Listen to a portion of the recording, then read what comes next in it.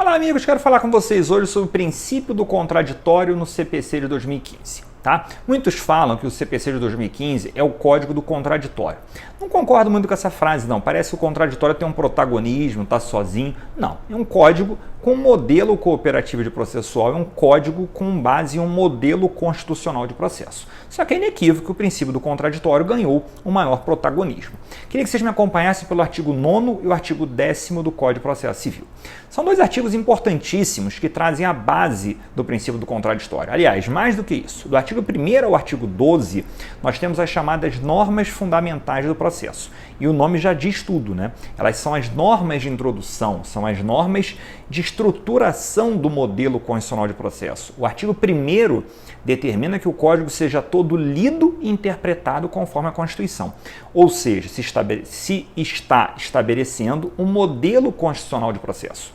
E aí o legislador deu a leitura do que ele acha adequado, atendendo aos anseios da doutrina do que vem a ser o princípio do contraditório. Então eu queria que vocês pegassem o artigo 9º e o artigo 10º do CPC para eu trabalhar com vocês algumas nuances, alguns recortes doutrinários que a gente trabalha sobre esse assunto, né, que eu trabalho no meu livro, que a doutrina fala muito bem sobre esse assunto. Primeiro ponto, o artigo 9º caput do CPC. Não se proferirá decisão contra uma das partes sem que ela seja previamente ouvida. Aí ele está consagrando uma regra que poucas pessoas até prestam atenção nela. A regra é o contraditório prévio. A regra é, primeiramente, eu ouvir a parte para posteriormente, se for o caso, o juiz decidir. Então perceba que a regra do nosso ordenamento é o contraditório prévio. Previamente tem que se intimar as partes para que posteriormente venha se ter uma decisão. Observe a redação do artigo 9º caput. Essa parte inicial é importantíssima, vai ter um outro desdobramento daqui a pouco. Não se proferirá decisão contra uma das partes sem que ela seja previamente ouvida. E o artigo 9º parágrafo único, ele traz as exceções. Aí você tem o chamado, então a primeira regra do contraditório prévio, a segunda é o contraditório diferido, contraditório postergado. Alguns gostam de chamar com um nome bem feio, contraditório posticipado, por um segundo momento. Ele fica diferido para um outro momento. Aí o artigo 9º parágrafo único, ele traz as hipóteses. São hipóteses muito diretas. As hipóteses de tutela provisória de urgência, tutela provisória de evidência e os casos da ação munitória. Quem sabe um dia eu gravo um vídeo só sobre a ação munitória com vocês. Mas basicamente a ação munitória é um procedimento pautado em uma prova documental que para mim tem uma natureza muito próxima de uma tutela de evidência, ou a tutela de evidência se aproxima muito da tutela munitória, né, que são pontos muito comuns, é uma monitorização, uma aceleração do procedimento, e o legislador percebeu que nesse caso seria interessante deixar o contraditório para um segundo momento. Então, recapitulando, qual é a primeira regra? A regra, contraditório prévio. Segundo ponto, o juiz pode flexibilizar esse contraditório postergando ele para um segundo momento? Perfeito. Quais casos? Tutelas provisórias de urgência e de evidência e a ação munitória. Terceiro raciocínio em cima do princípio do contraditório. Você vai voltar para o artigo 9º caput. Alguns autores chamam de contraditório inútil. Terceiro caso, contraditório prévio, contraditório diferido, contraditório inútil. Já ouviram falar no contraditório inútil? E cuidado que você pode começar a tirar uma conclusão extremamente precipitada e equivocada. O contraditório é inútil? Não é que ele seja inútil. O contraditório tem que ser lido junto com todos os outros princípios constitucionais inerentes ao processo. E aqui eu chamo a atenção à razoável duração do processo. Olha o artigo 9º, não se proferirá decisão contra uma das partes sem que ela seja previamente ouvida. Ou seja, se a decisão for favorável a uma das partes, você pode economizar tempo, economizar atos processuais, economizar dinheiro, processo às vezes gera dinheiro, e não se intimar, não se citar previamente uma parte se a decisão lhe for favorável. Perceba, interpretação a contrário senso, não se proferirá decisão contra uma das partes. Ou seja, a favor é possível.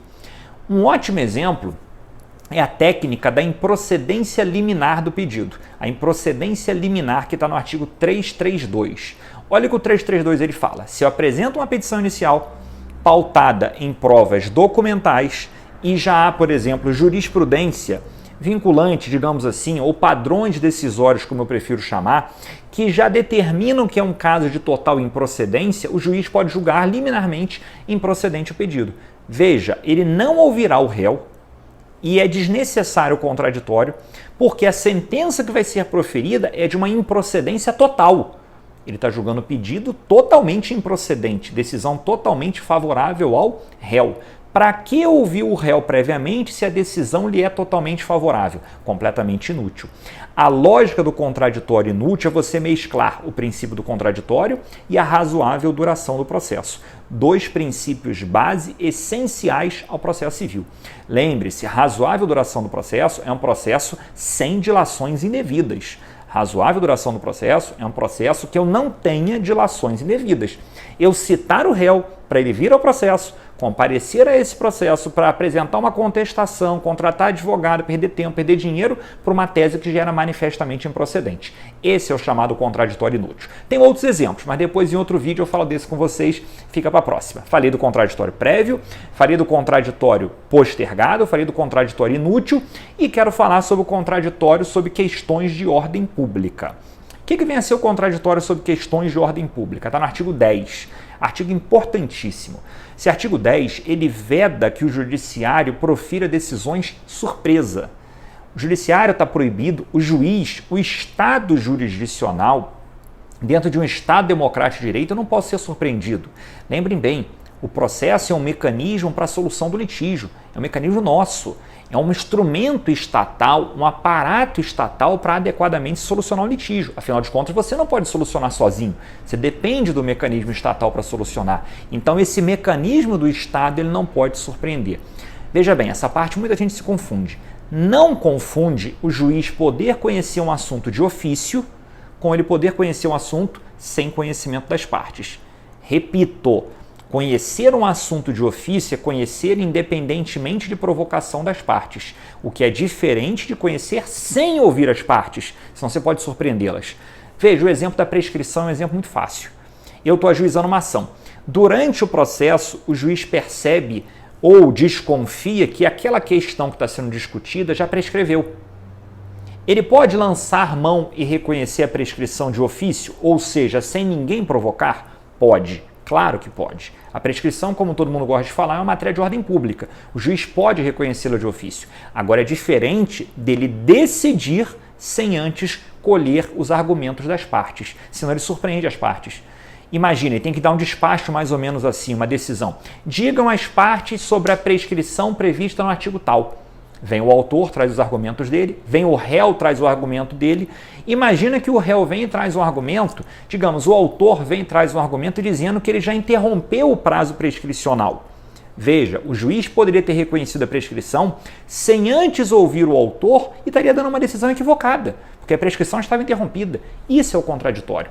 O contraditório, gente, é o direito de eficazmente eu influenciar no resultado do processo. Eu, de maneira eficiente, de maneira eficaz, influenciar significativamente o resultado do processo. Então, guardem bem, não confunde conhecer um assunto de ofício com conhecer o assunto sem manifestação das partes. Falei com vocês 4 aspectos do princípio do contraditório. O contraditório prévio, o contraditório postergado, o contraditório inútil e o contraditório sobre questões de ordem pública. Amigos, espero que vocês tenham gostado. Curta esse nosso vídeo aqui, marque seus amigos no vídeo, chame os demais amigos para conhecerem meu trabalho, meu Instagram, meu curso, minhas aulas. E vamos lá, galera, vamos continuar estudando, vamos aproveitar esse período de quarentena.